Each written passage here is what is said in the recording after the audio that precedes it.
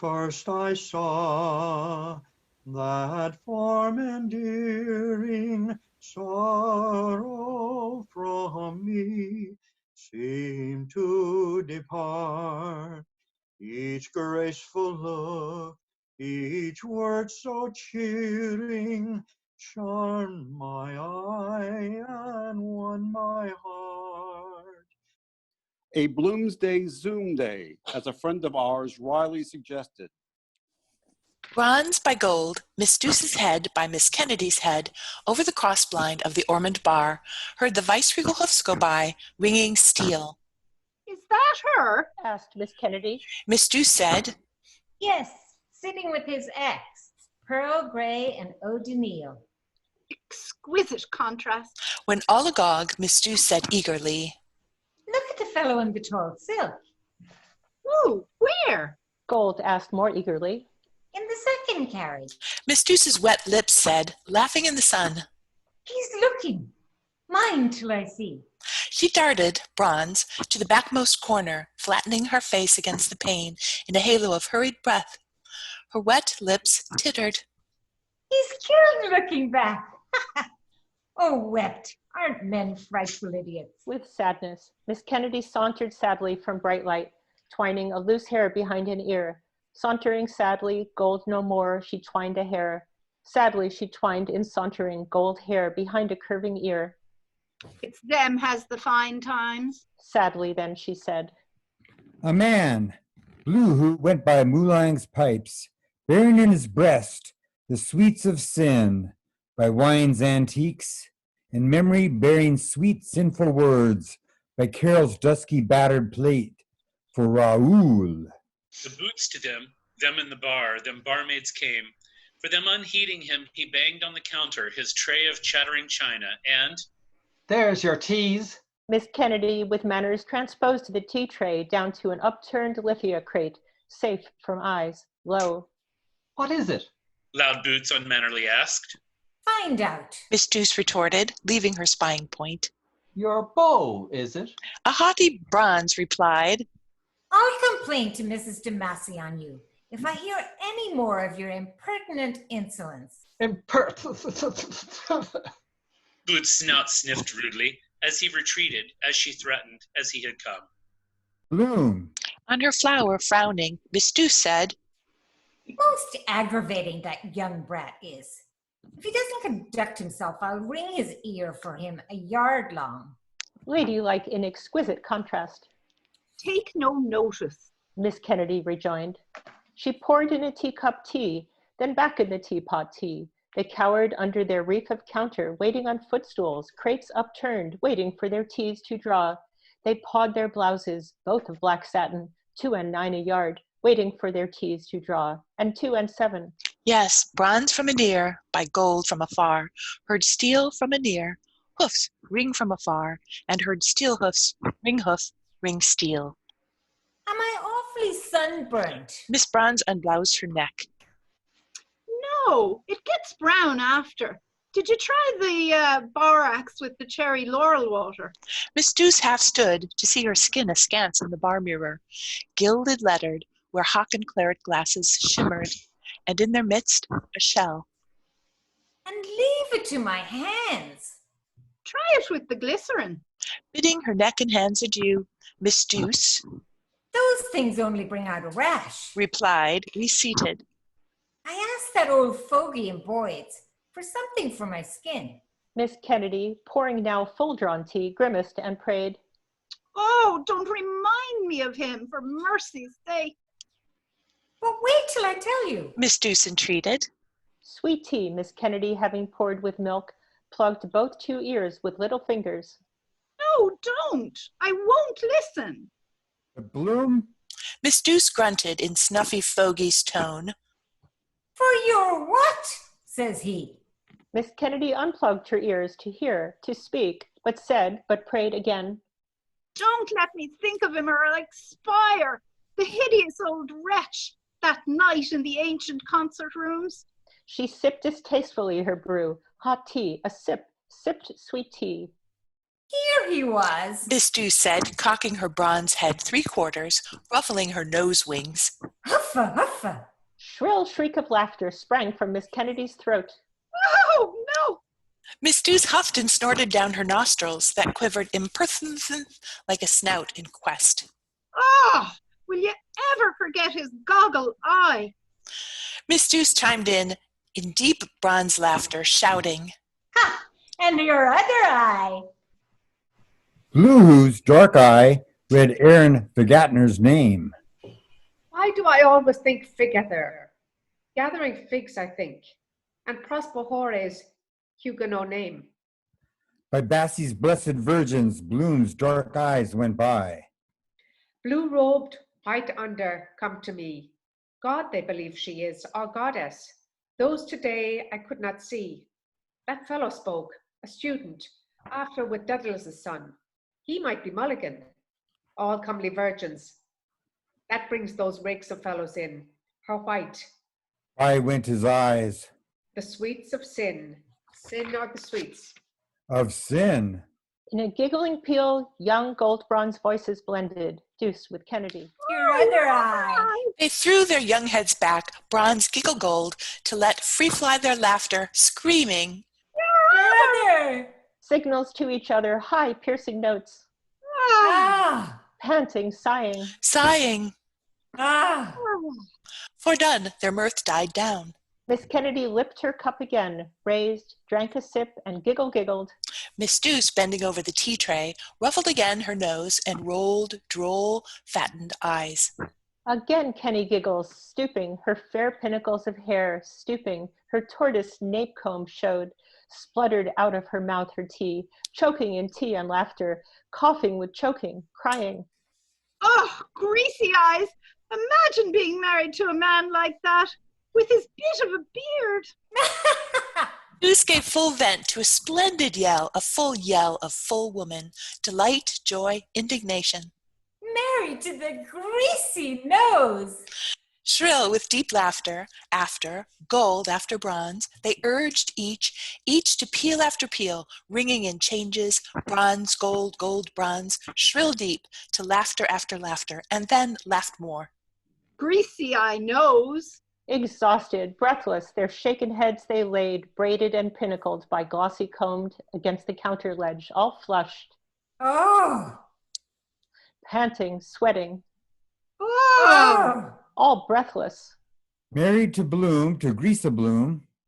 Oh, saints above. Miss Douce said, sighed above her jumping rose. I wish I hadn't laughed so much. I feel all wet. Oh, Miss Douce, you horrid thing. And flushed yet more, You horrid. more goldenly. By Cantwell's offices rode Greasa Bloom, by Seppi's Virgins, bright of their oils.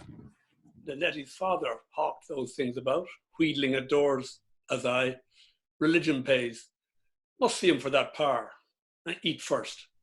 I want, not yet, at 4, she said. Time ever passing, clock hands turning. Where eat? The Clarence, Dolphin, on. For Raoul, eat. If I net 5 guineas with those ads, the violet silk petticoats, not yet, the sweets of sin. Flushed less, still less, goldenly paled. Into their bar strolled Mr. Daedalus. Chips, picking chips off one of his rocky thumbnails. Chips, he strolled. Oh, welcome back, Miss Douce. He held her hand. Enjoyed her holidays? Tip-top. He hoped she had nice weather in Ross Trevor. Gorgeous. Look at the holy show I am, lying out on the strand all day. Bronze whiteness. That was exceedingly naughty of you. Mr. Daedalus told her and pressed her hand indulgently. Tempting poor simple males. Miss Douce of Satin douced her arm away. Oh, go away. You're very simple, I don't think. He was. Well, now I am. I looked so simple in the cradle they christened me Simple Simon. You must have been a doty. And what did the doctor order today? Well, now, whatever you say yourself. I think I'll trouble you for some fresh water and a half glass of whiskey. Jingle. With the greatest alacrity. With grace of alacrity, toward the mirror, gilt Cantrell and Cochrane's, she turned herself. With grace, she tapped a measure of gold whiskey from her crystal keg. First, from the skirt of his coat, Mr. Daedalus brought his pouch and pipe. Alacrity, she served. He blew through the flue 2 husky fife notes. By Jove, I often wanted to see the Mourne Mountains. Must be a great tonic in the air down there. But a long threatening comes at last, they say. Yes, yes. Yes, he fingered shreds of hair, her maidenhair, her mermaids, into the bowl. Chips, shreds, musing mute. None not said nothing. Yes. Gaily, Miss Douce polished a tumbler, trilling, Oh, my Dolores, queen of the eastern seas.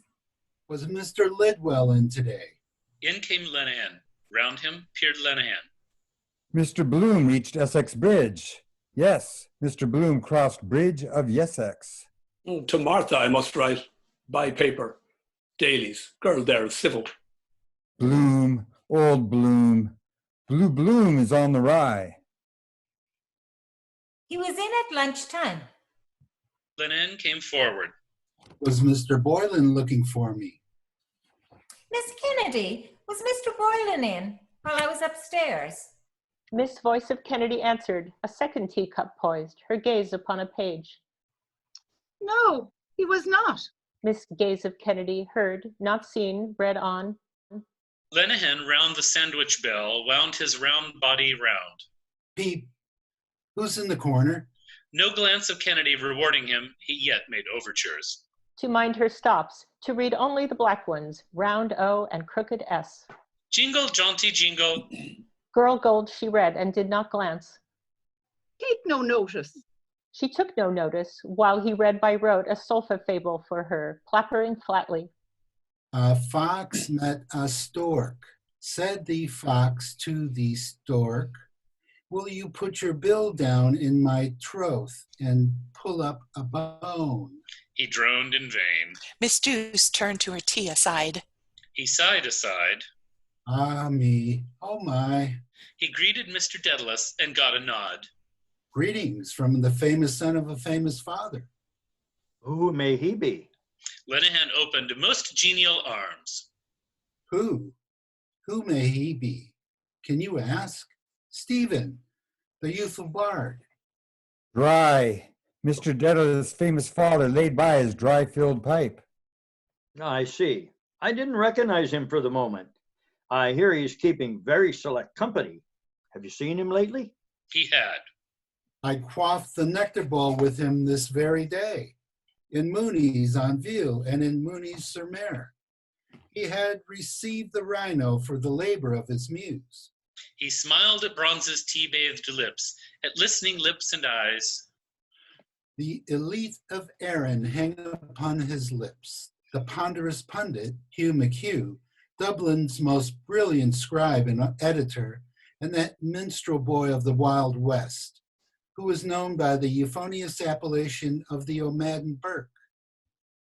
After an interval, Mr. Daedalus raised his grog and... That must have been highly diverting.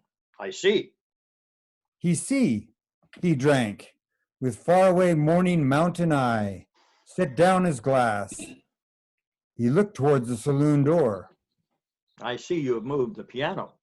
The tuner was in today, tuning it up for the smoking concert, and I never heard such an exquisite player. Is that a fact? Didn't he, Miss Kennedy? The real classical, you know, and blind too, poor fellow. Not 20, I'm sure he was. Is that a fact? He drank and strayed away. So sad to look at his face. Miss Douce condoled. God's curse on bitch's bastard. Tink, to her pity, cried a diner's bell. To the door of the bar and dining room came bald Pat, came bothered Pat, came Pat, waiter of Ormond, lager for diner. Lager without alacrity, she served. With patience, Lenehan waited for Boylan, with impatience, for Jingle Jaunty Blazes boy. Upholding the lid, he... Who? Gazed in the coffin. Coffin? At the oblique triple... Piano. Wires he pressed, the same who pressed indulgently her hand. soft pedaling a triple of keys, to see the thicknesses of felt advancing, to hear the muffled hammer fall in action. 2 sheets cream, vellum paper, 1 reserve, 2 envelopes, when I was in Wisdom Healy's. Wise Bloom and Daly's Henry Flower bought. Are you not happy in your home? Flower to console me, and a pin cut slow means something. Language of flower. Was it a daisy? Innocence, that is. Respectable girl, meet after mass. Thanks awfully muchly. Wise Bloom eyed on the door, a poster, a swaying mermaid smoking mid nice waves. Smoke mermaids, coolest whiff of all. Hair streaming, lovelorn, for some man, for Raoul. And now we'll finish with an oft-referenced song from the chapter, The Crappie Boy, which will be sung by Bill Barnes. Go ahead, Bill. Good men and true in this house do dwell. To a stranger, buccal, I pray you tell. Is a priest at home, or may he be seen? I would speak a word with Father Green. At the siege of Ross did my father fall, and at Gorey my loving brothers all. I alone am left to my name and race. I will go to Wexford to take their place.